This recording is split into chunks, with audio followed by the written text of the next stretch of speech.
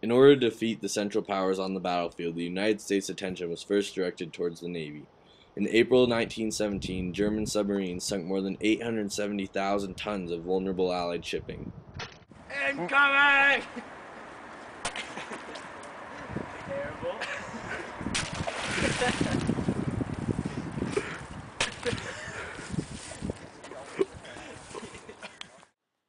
The following year, the amount of shipping destroyed was almost a third of that of the previous year. One of the ways that the Allies were able to do this was by screening merchant ships with destroyer vessels in case they faced any danger along the way. Another way the Allies were able to avoid danger was by maintaining a high speed and following a zigzag course. These improvements allowed American troops to reach European soil. The first American units were the American Expeditionary Force, commanded by General John J. Pershing. Although General Pershing insisted on maintaining his troops as independent units and would not allow them to be reinforcements in Allied armies, the appearance of the AEF in 1917 boosted the morale of French and British armies. Hey, the Americans out here!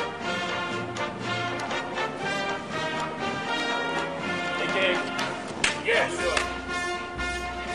So, here's the plan. We're going to go eastward into Germany. We're going to make our way to the Axis forces and try to defeat them here. Whoa, whoa, whoa, whoa. Time out. I'm American. Who do you think I am, France? I work alone. I'll be on my way. I'll need you guys. America!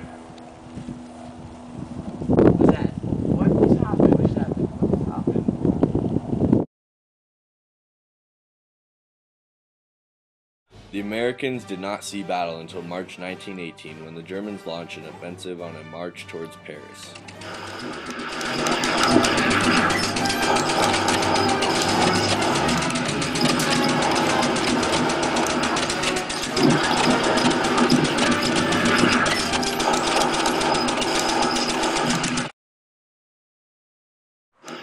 The Germans were met by an army that included 27,500 American soldiers.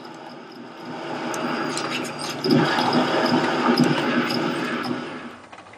at the Marne River! Near the town of Chateauthierry! There's so many Germans! Many!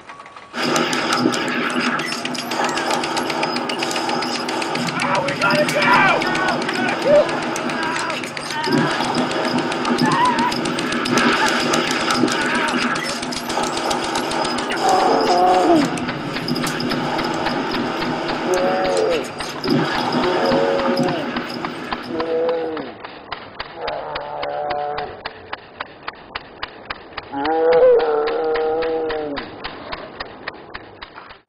The Americans suffered great losses at the Marne River.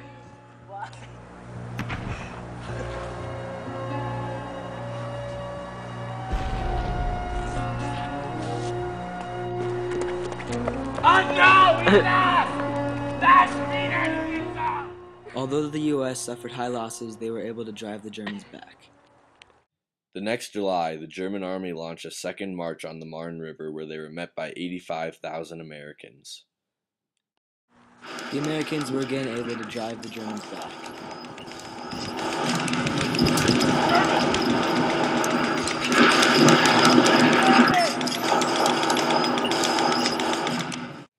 Then America and the Allied forces took the offensive.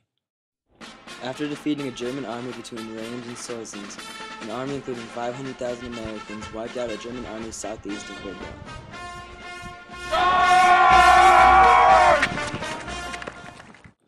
In the largest engagement of American troops in the war, 1.2 million American soldiers then advanced into the Argonne Forest in an attempt to destroy German defenses.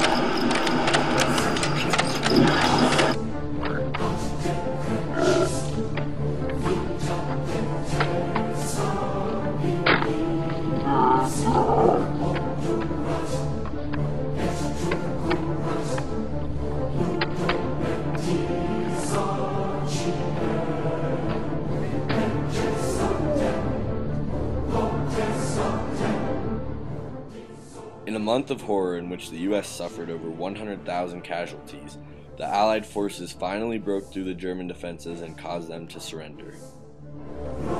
Alright guys, I quit. I'm sick of the negativity. This is just hurting me. Quit, man.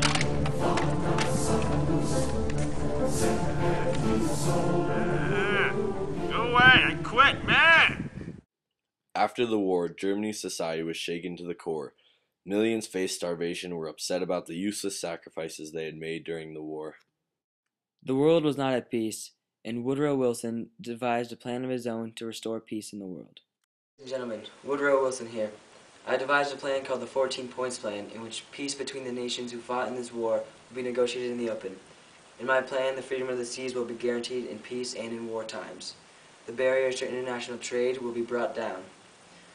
I believe that a colonial system should be established that will take proper account of the interests of native people concerned. And I believe that European boundaries should be redrawn so that no substantial group of people have to live under a government not of its own choosing. Although Wilson's plan involved fair peace for all countries involved, some countries still disagreed. Some Allied countries thought Germany should have to pay for the war. Furthermore, Britain refused the idea of freedom of the seas, and other Allied countries were not ready to give up all claims to Germany's colonies. In addition, complete national self-determination was not possible in a continent as diverse as Europe. In an attempt to enforce his plan, Wilson decided to attend the peace conference as a member of the United States Peace Commission. Don't stop.